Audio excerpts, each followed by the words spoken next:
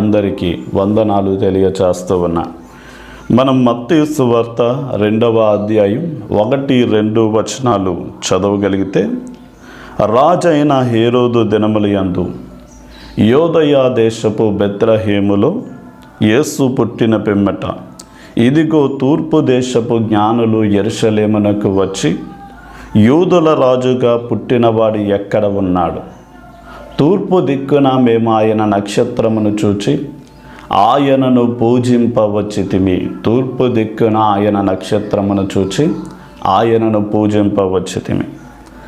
సరే, మనం బైబిల్ గ్రంథము అంటే కొన్ని వేల సంవత్సరాల కిందట ఎవరిని జ్ఞానులుగా ఐగుప్తీయులు, అలాగే బబులోను, పారసీకుల దేశాలలో అంటే ప్రస్తుతపు ఇరాకు, ఇరాను దేశాలలో ఆనాటి కాలంలో ఎవరిని జ్ఞానులుగా ఎంచారు అంటే శకునాలు చెప్పేవారిని, జ్యోతిష్కాలు చెప్పేవారిని, మంత్ర విద్యను అభ్యసించిన వారిని, ఇంకా చెప్పాలి అంటే మెజిషియన్, ఇంద్రజాలికలను జ్ఞానులుగా ఎంచారు. కానీ మనం 1 కొరింథీ పత్రిక 1వ అధ్యాయం 19-21 వచనాల్లో దేవునిని కనుగొనలేని జ్ఞానం వెర్రితనమైనది అని, యాకోబు పత్రిక 3వ అధ్యాయం 15-16 వచనాల ప్రకారం దేవునిని కనుగొనలేని ఇహలోక సంబంధమైన జ్ఞానం అది అసూయతో, మత్సరముతో, అది వివాదాలతో, అది చెడు కార్యాలతో నింపబడి ఉంటుంది అని వాక్యం సెలవిస్తుంది.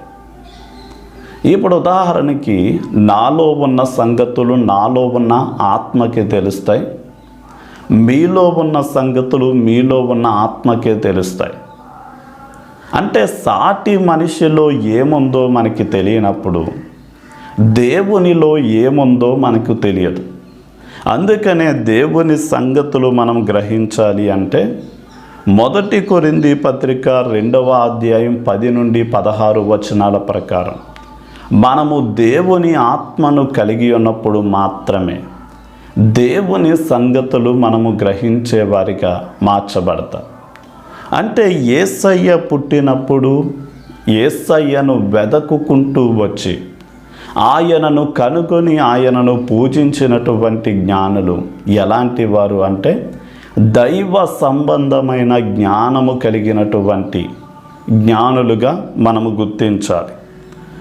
మనం 100 గొర్రెలలో ఒక గొర్రెను పోగొట్టుకున్న వ్యక్తి ఎలా అయితే కొండలు ఎక్కి లోయలకు దిగి తన గొర్రెను కనుగొన్నాడో, 10 నాణాలలో ఒక నాణెము పోగొట్టుకున్న స్త్రీ ఎలా అయితే దీపము వెలిగించి చీపురు పట్టి మంచము కింద కొంచెము కింద తడిమి తన నాణ్యాన్ని కనుగొందో, ఈ రోజున మనం మంచి విద్య ఎక్కడ దొరుకుతుందో, మంచి వైద్యం ఎక్కడ దొరుకుతుందో, మంచి ఆహార పదార్థాలు, వస్త్రాలు ఎక్కడ దొరుకుతాయో వెదకి కనుగొంటున్నాం.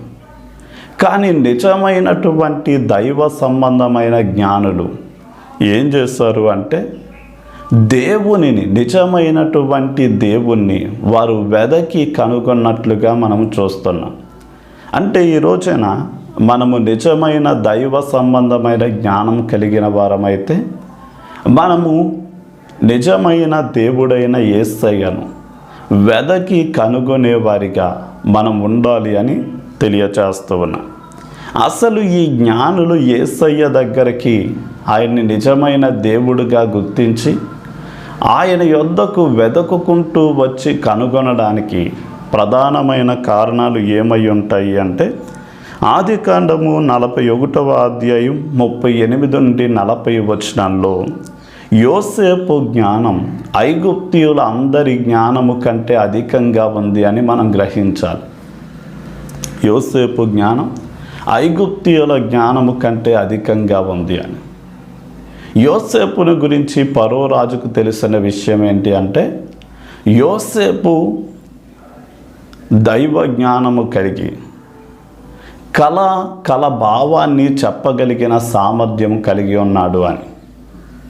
ఇప్పుడు ఇతడు కళ కనినప్పుడు ముందుగా జ్ఞానులైన వారికి రహస్యాలు తెలుసుకునే జ్ఞానం ఉంటుంది అని, వారు కళల భావాన్ని చెప్పగలరు అని తన సామ్రాజ్యంలో ఉన్నటువంటి ఆ శకునాలు చెప్పేవారిని, జ్యోతిష్కులైన వారిని, ఇలాంటి వారిని పిలిచాడు. కానీ వారు కళ యొక్క భావాన్ని చెప్పలేకపోయారు. కానీ నిజమైన జ్ఞానులు ఏం చేస్తారు అంటే సమస్యను చెప్తారు, సమస్యకు పరిష్కారాన్ని కూడా దేవుని ఆత్మ వారికి అందించిన జ్ఞానమును బట్టి తెలియచేస్తారు. ఇప్పుడు యోసేపు ఎలాంటి వాడు అంటే అతడు దేవుని యొక్క మహిమను దొంగిలించలేడు. ఫరో అన్నాడు, నీవు కళభావాన్ని చెప్పగలవంట కదా అన్నాడు. అవును, నాకు వచ్చిన కళలు, నేను ఏమవుతానో నాకు తెలుసు. అలాగే మీరు అవసరమైతే పానదాయకుడిని అడగండి, భక్ష్యకారుల అధిపతి ఉరి తీయబడతాడన్నాడు. అన్నీ చెప్పాను, అతడు ఉరి తీయబడ్డాడు. పానదాయకుల అధిపతి మరలా ఉద్యోగం పొందుకుంటాడని చెప్పాను, అలాగే జరిగింది అని తనను తాను గర్వంగా హెచ్చించుకోవాలి. తాను దేవుణ్ణి అన్నట్లుగా ఫీల్ అవ్వాలి. కానీ ఇతడు ఏం చేశాడంటే కళ భావాలను చెప్పడం నా వలన కాదు, దేవుడే దానిని ఫరోకి ఆ భావం చెప్పినట్లు దేవుడే దాన్ని నాకు అనుగ్రహిస్తాడు అని దేవుణ్ణి మహిమపరిచాడు. ఇప్పుడు ఫరో కళను చెప్తూ ఉన్నాడు, నేను పుష్టి కలిగిన 7 ఆవులను చూశాను. ఆ తర్వాత బక్క చిక్కిన 7 ఆవులు వచ్చి పుష్టి గల 7 ఆవులని మింగివేసింది అని. అలాగే 7 పుష్టి కలిగిన వెన్నెలు చేలో చూశాను. ఆ తర్వాత 7 పేల వెన్నులు దాని స్థానంలో మొలవడం చూశాను అన్నాడు. వెంటనే యోసేపు ఆ కళ విని, ఇదిగో 7 పుష్టి కలిగిన ఆవులు, 7 పేల వెన్నులు, 7 పుష్టి కలిగిన ఎన్నెలు, అవి 7 సంవత్సరాల పంటను, సమృద్ధి అయిన పంటను చూపిస్తున్నాయి. 7 బక్క చిక్కిన ఆవులు, 7 పేల వెన్నులు, 7 కరువు సంవత్సరాలు, అంటే సమృద్ధి కలిగిన 7 సంవత్సరాల తర్వాత 7 కరువు సంవత్సరాలను చూపిస్తుంది.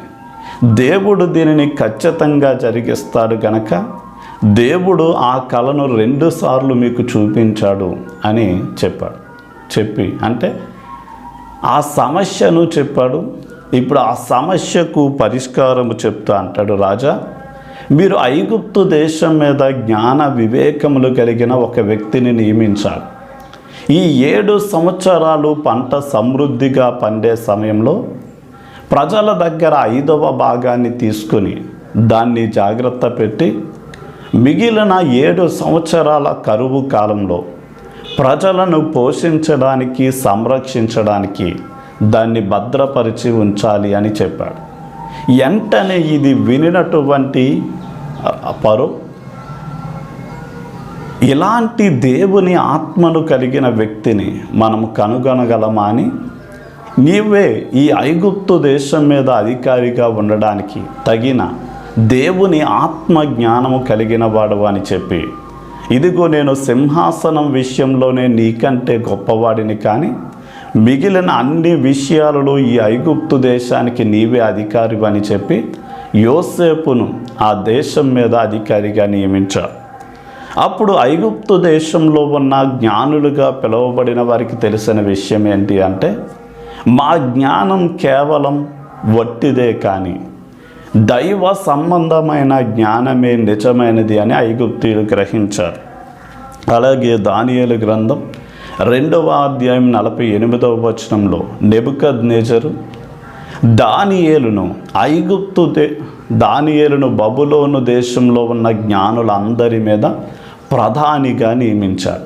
ఎలా నియమించబడ్డాడు అంటే, బబులోను రాజు కల వచ్చింది, ఆ కళ భావాన్ని మరిచిపోయాడు. ఆ కళ తనని కలవరపరుస్తూ ఉంటే జ్ఞానులుగా పిలువబడిన వారిని పిలిచాడు.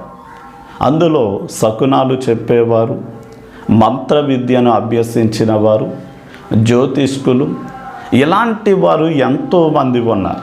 వారు, రాజా మీరు కళను చెప్తేనే కానీ దాని భావాన్ని చెప్పడం అది ఎవరి వశము కాదు, అది దేవతల దేవుళ్ళ వలనే అవ్వాలి, కానీ ఇంకెవ్వరూ చెప్పలేరు అని తెగేసి చెప్పారు. అలాంటి సమయంలో రాజుగారికి కోపం వచ్చింది. నేను కలను చెప్తే దాని భావాన్ని మీరు చెప్పగలిగితే, మీ భావం వాస్తవమైనదని నాకు ఎలా తెలుస్తుంది అంటే మీరు కలను చెప్పగలిగినప్పుడు. కనుక కల భావాన్ని చెప్పకపోతే మిమ్మల్ని అందరినీ చంపించి వేస్తాను అని రాజు ఒక ఆజ్ఞను ఈ దేశంలో ఉన్న జ్ఞానులను సంహరించమని ఆజ్ఞాపించారు. వెంటనే దానియేలు గారు ఆ రాజు దగ్గరికి వచ్చి మనవి చేసుకున్నాడు, రాజా నాకు కొంత సమయం ఇస్తే నేను కలను దాని భావాన్ని కూడా మీకు తెలుపుతాను, మాకు అవకాశం ఇవ్వండి అన్న. రాజు అవకాశం ఇచ్చాడు. ఈ దానియేలు షడ్రకు మేషకు అబేద్నెగోలతో అంటాడు, మనం అందరితో పాటు నాశనం కాకుండా దేవుడు కలను దాని భావాన్ని తెలియచేసేలా ప్రార్థన చేయండి అన్న.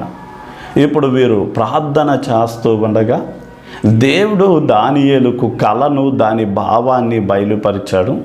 ఇప్పుడు దానియేలు రాజు సముఖంలోనికి వెళ్ళి, రాజా మీరు కలలో ఒక విగ్రహాన్ని చూశారు, దాని తల బంగారముగా ఉంది, అది మీ రాజ్యం, అన్ని రాజ్యాల కంటే మీది విలువైనది, ఉన్నతమైన రాజ్యం. ఆ తర్వాత ఛాతి భాగం వెండితో చేయబడిన రాజ్యం చూశారు, అది మాదియా పారసీకుల సామ్రాజ్యం. అది ఉదరం వెండితో ఇత్తడితో చేయబడినది చూశారు, ఆ ఉదరం ఇత్తడి గ్రీకు సామ్రాజ్యాన్ని చూపిస్తుంది. అలాగే ఇనుము లాంటి కాళ్ళు కలిగిన దాన్ని మీరు చూశారు, ఆ ఇనుము రోమా సామ్రాజ్యాన్ని చూపిస్తుంది. ఆ ప్రతిమలో పాదాలు ఇనుము మట్టి కలిసినట్లుగా ఉన్నాయి, అవి ప్రస్తుతం అందున్నటువంటి ఆ సామ్రాజ్యాన్ని చూపిస్తున్నాయి. అవి ఒక విషయంలో బలముగా మరొక విషయంలో బలహీనంగా ఉంటాయి. ఇప్పుడు చేతి సహాయము లేకుండా ఆ విగ్రహం మీద పడిన రాయి ఆ విగ్రహాన్ని పొట్టుగా మార్చి వాటికి స్థానం లేకుండా ఎగరగొట్టబడింది. ఆ రాయి మెల్లమెల్లగా ఎదుగుతూ భూ దిగంతాల వరకు విస్తరించింది. అంటే దేవుడు తన కుమారుడైన యేసుక్రీస్తు వారి ద్వారా ఒక రాజ్యాన్ని నియమిస్తాడు. ఆ రాజ్యం ఈ ప్రతిమలో ఉన్నటువంటి మిగిలిన రాజ్యాలను తుడిచివేసి ఆయన రాజ్యం భూ దిగంతాల వరకు విస్తరిస్తుంది, ఆయన రాజ్యం శాశ్వతంగా ఉంటుంది అని చెప్పాడు. వెంటనే రాజు దానియేలు పాదాల దగ్గర సాష్టాంగపడి అతన్ని దేవుని ఆత్మ జ్ఞానము కలిగిన వానిగా గుర్తించి బబులోనులో ఉన్న జ్ఞానులందరికీ ప్రధానిగా అతని స్నేహితులైన షడ్రకు మేషకు అబేద్నెగోలను బబులోను దేశం మీద విచారణకర్తలుగా నియమించాడు. అప్పుడు దానియేలు తన స్నేహితుల ద్వారా బబులోను సామ్రాజ్యంలోను మాదీయుల పారసీకుల సామ్రాజ్యంలోను దేవుని జ్ఞానమే ప్రధానమైనదిగా, ఆ జ్ఞానాన్ని ఆ రాజ్యంలో ఉన్నవారు అనుసరించేలాగా దేవుడు వారి హృదయాలను త్రిప్పాడు. అలాగే మొదటి రాజుల గ్రంథం 4వ అధ్యాయం 30-31 వచనాల ప్రకారం సొలొమోను జ్ఞానం తూర్పు దేశస్థుల జ్ఞానము కంటే అధికమైంది అని రాయబడి.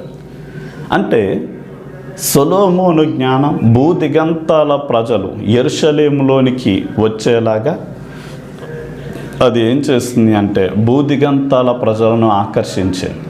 ఈ రోజున మనం చాలా జాగ్రత్తగా గ్రహించగలిగితే శాబా దేశపు రాణి ఆమె సొలొమోను జ్ఞానం గురించి విని భూదిగంతాల నుండి ప్రయాణము చేసి సొలొమోను దగ్గరికి వచ్చింది. కానీ యేసయ్య అంటాడు, సొలొమోను కంటే నేను జ్ఞానవంతుడను, సొలొమోను కంటే నేను గొప్పవాడను అన్నాడు. అంటే యేసయ్య జ్ఞానం భూ దిగంతాల వరకు విస్తరించింది అని మనం గ్రహించాలి. అంటే సొలొమోను ద్వారా భూ దిగంతాల వరకు ఏం తెలిసిందంటే దైవ సంబంధమైన జ్ఞానం గొప్పది అని తెలిసింది. మనం అందుకనే దేవుని జ్ఞానం ఎలా కలుగుతుంది అని మహాజ్ఞానులు చెప్పారు. అంటే సామెతల గ్రంథం 9వ అధ్యాయం 10వ వచనంలో దేవుని యందు భయభక్తులే జ్ఞానానికి వివేకానికి మూలమని జ్ఞానులు తెలిపారు. రెండవదిగా ప్రసంగి గ్రంథం 11వ అధ్యాయం 9వ వచనం ప్రకారం ధనము కంటే, పేరు ప్రఖ్యాతుల కంటే, సుఖభోగాల కంటే దేవుని గూర్చిన భయము అది గొప్పది, అది శాశ్వతమైనది అని రాయబడి. ఈ దేవుని యొక్క జ్ఞానంలో కొన్ని గొప్ప లక్షణాలు ఉంటాయి. మనకి అది యాకోబు పత్రిక 3వ అధ్యాయం 17వ వచనంలో పైనుండి వచ్చే జ్ఞానం అంటే దైవ సంబంధమైన జ్ఞానం, పవిత్రత ఉంటాయి. అందుట్లో ఎలాంటి అపవిత్రతకి చోటు ఉండదు. దైవ సంబంధమైన జ్ఞానం సమాధానకరంగా ఉంటుంది. అది దేవునితో సమాధానంగా మనం జీవించాలా, సాటి మనుషులతో సమాధానంగా ఉండేలా ఉంటుంది. ఇక దైవ సంబంధమైన జ్ఞానం మృదువైనదిగా, సులభముగా దేవునికి లోబడేదిగా ఉంటుంది. కనుక ఈ విషయాలన్నిటిని బట్టి ఆ దేవుని ప్రజలైన యోసేపు ద్వారా ఐగుప్తీయులకు, దానియేలు ద్వారా బబులోను, మాదియా పారసీకుల సామ్రాజ్యంలో, సొలొమోను ద్వారా భూదిగంతాల ప్రజలకు మానవ జ్ఞానము కంటే దేవుని యొక్క ఆత్మ అనుగ్రహించే జ్ఞానం చాలా శ్రేష్టమైనది అని భూదిగంతాల ప్రజలు ఆ నిజమైన జ్ఞానాన్ని అనుసరించేలాగా వారు ప్రభావితం చేసినప్పుడు, ఎవరైతే జ్ఞానులుగా ఎంచబడ్డారో అలాంటి వారు ఏం చేశారు అంటే వారి యొక్క మంత్ర గ్రంథాలను, అపోస్తల కార్యగ్రంథం 19వ అధ్యాయం 19వ వచనం సెలవిచ్చినట్లుగా వాళ్ళు మంత్ర విద్య, జ్యోతిష్కానికి సంబంధించినవి, శకునాలు చెప్పేవి, ఇంకా చెప్పాలి అంటే మెజిషియన్, ఇంద్రజాలాలు చేసే ఆ మాంత్రిక పుస్తకాలన్నిటినీ తగలబెట్టి వారు ఏం చేశారు అంటే దేవుని జ్ఞానాన్ని వెతుకుతూ దేవుని యొక్క జ్ఞానాన్ని అనుసరించేవారిగా వారు విన్నారు. ఉంటూ ఉండగా వాళ్ళకి తెలిసిన విషయం ఏంటి అంటే దేవుని వాక్యాన్ని చదువుతూ ఉండగా సంఖ్యాకాండం 24వ అధ్యాయం 17వ వచనం ప్రకారం యేసుక్రీస్తు వారు యాకోబులో ఒక నక్షత్రము వలె ఉదయిస్తాడు అని, ఆయన పుట్టినప్పుడు ఒక నక్షత్రం కనపడుతుంది అని వాళ్ళకి కొన్ని సూచనలు తెలిసింది. అలాగే దానియేలు గ్రంథం 9వ అధ్యాయంలో 70 వారాల పట్టికను బట్టి, అంటే వారు బబులోనులోండి మాదియా పారసీకుల సామ్రాజ్యంలోండి విడిపించబడినప్పటి నుండి వారు అభిషక్తుడు రావడానికి దాదాపు 490 సంవత్సరాలు పడుతుంది అని వారు ఒక అంచనాతో ఆయన పుట్టే సమయానికి భూదిగంతాలలో దేవుని వాక్యాన్ని చదివి ఆయన పుట్టినప్పుడు ఒక నక్షత్రం వెలుస్తుంది అన్నది తెలుసుకున్న ప్రతి ఒక్కళ్ళు ఆయన కోసం ఎదురు చూస్తూ ఉండగా ఒక నక్షత్రం కనపడింది. ఇది చూసిన జ్ఞానులు ఎడారి ప్రాంతము గుండా 2 సంవత్సరాలు వారు శ్రమపడి ప్రయాణము చేసి యేసయ్యను కనుగొని వారి పెట్టెలను విప్పి బంగారము, సాంబ్రాణి, బోళాలను ఆయనకి బహుమానాలుగా సమర్పించి ఆయనను పూజించి వెళ్ళారు. ఈరోజున మన పూజలు ఎవరికి చెందాలి అంటే సృష్టికి కాదు కానీ సృష్టికర్త అయిన యేసు ప్రభువుల వారికే మన పూజలు చెందాలి. కనుక మనం ఇహలోక సంబంధమైన జ్ఞానము కంటే దేవుని ఆత్మను కలిగి ఆత్మ అనుగ్రహించే ఆత్మ సంబంధమైన జ్ఞానం కలిగిన వారే దేవునిని గురించి, దేవుని సత్యాలను గురించి మనం గ్రహించడం సాధ్యమవుతుంది అని చెప్తూ నా మాటలు ముగిస్తాను. తండ్రి, నీకే వందనాలు. ఎవరైతే ఈ మాటలు వింటూ ఉన్నారో వారిని మీరు దర్శించండి, వినగల చెవి, గ్రహించగలిగిన హృదయం ఇవ్వండి నాయన. ఈ లోక సంబంధమైన జ్ఞానం ఎలాంటిది అని యాకోబు పత్రిక చెప్తుంది అంటే అది అసూయకు, అది వివాదానికి, అది నీచ కార్యాలు చేయడానికే ఉపయోగపడద్ది అని. కానీ దైవం నీ అందు భయభక్తులు కలిగి ఉండడం ద్వారా మాకొచ్చే జ్ఞానము, వివేకము, నీ అందు భయముతో మేము జీవిస్తూ నాయన పవిత్రత కలిగిన వారిగా, సమాధానము కలిగిన వారిగా నాయన మేము అన్ని విషయాల్లో నీకు లోబడేటట్లుగా మమ్మల్ని మారుస్తుందని మేము విన్నాం. కనుక నీ జ్ఞానం మీదే ఆధారపడి నిన్ను వెతుకుతూ నిన్ను కనుగొని నిన్ను అనుసరించేవారిగా ఈ మాటలు వింటున్న వారందరినీ కూడా మార్చమని యేసు నామంలో అడిగి వేడుకుంటున్నాం తండ్రి. ఆమేన్.